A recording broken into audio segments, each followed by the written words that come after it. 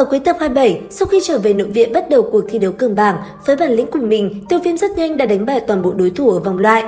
Và tiếp theo, để chuẩn bị cho những trận chiến căng go ở phía sau, Tiêu Viêm rất nhanh đã đi tới thiên phần luyện khí tháp để tu luyện. Tuy nhiên, sau khi Tiêu Viêm đi vào bên trong thì ở phía xa, một tên óng hẹo lại đột nhiên xuất hiện và đi tới khiêu khích anh ấy. Thì ra, tên này là Diêu Thịnh, bài danh top 17 trên cường bảng nội viện, một trong những người thân cận của Liễu Kình. Và rất nhanh, ngay khi hắn ta xuất hiện, một cuộc đấu khẩu cũng liền nổ ra. Lúc này đây, tình hình trở nên khá căng thẳng.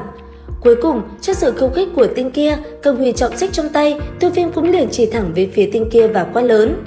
Sau đó, cuộc chiến chính thức nổ ra. Lúc này đây, từ trên người Diêu Thịnh, một luồng đấu khí thủy thuộc tính màu tím rất nhanh đã bao trùm lấy cơ thể của hắn ta.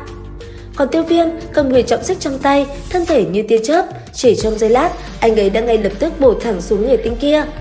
Ở phía đối diện, trước khí thế của Tiêu Viêm, hai tay của Diêu Thịnh, lợi trảo cũng bắn ra liên tục, liền tạo thành một tầng phòng ngự lập tức đón đỡ. Trong khoảnh khắc va chạm, nơi đây tiểu hồ rung động kịch liệt. Hiển nhiên, cú đập này của Tiêu Viêm, lực lượng cũng là tương đối lớn.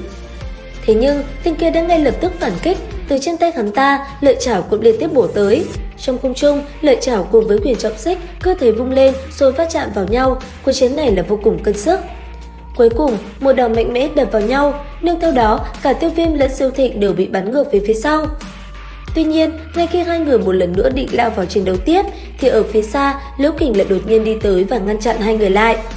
Thế nhưng mặc dù vậy, hắn cũng ẩn ý nói với Tiêu Viêm, tại cuộc thi đấu sắp tới, mặc dù nội viện không cho hạ sát thủ, thế nhưng quyền cước không có mắt. Bởi vậy, hắn khuyên Tiêu Viêm hãy cẩn thận. Thế nhưng, khi lời nói của hắn ta chấm dứt, thì ở phía xa, một thanh âm non nớt lại đột nhiên vang lên nói: Tiêu Viêm là người ta bảo vệ, ai dám động đến hắn. Nếu theo âm thanh ấy chấm dứt, thân hình Tưởng Nhiên cũng liền xuất hiện. Bởi thế, nhìn thấy tiểu cô nương này, Liễu Kình cũng không có dám mạo phạm.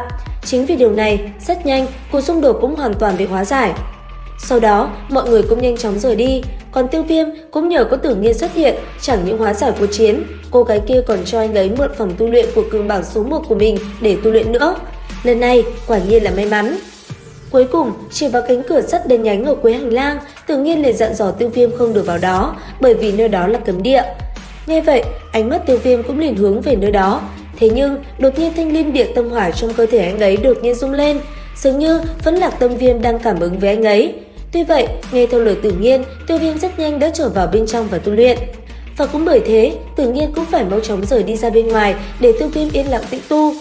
Còn Tiêu Viêm, nương theo quá trình nhập định và bước vào trạng thái tu luyện, rất nhanh, cơ thể anh ấy cũng đã có những biến hóa lớn.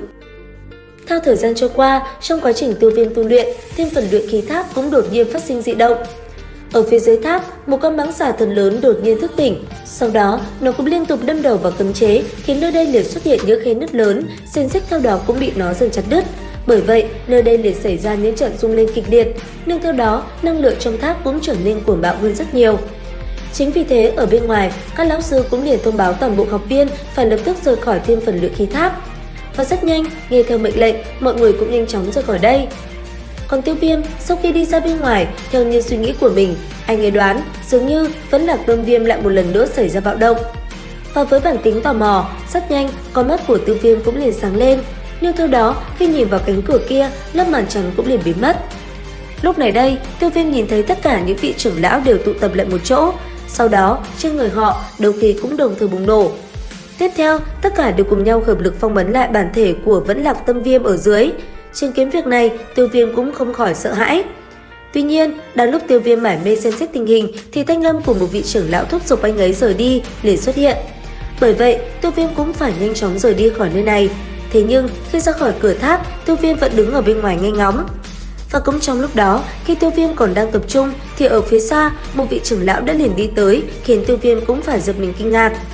Tuy nhiên, vị trưởng lão này không có ý xấu, bởi vậy, rất nhanh hai người trò chuyện rất vui vẻ. Cuối cùng nói xong, hai người cũng liền rời đi. Đến đây thì hết tập 28/5 Đấu Phá Thương Khung. Xin chào và hẹn gặp lại các bạn ở những video tiếp theo.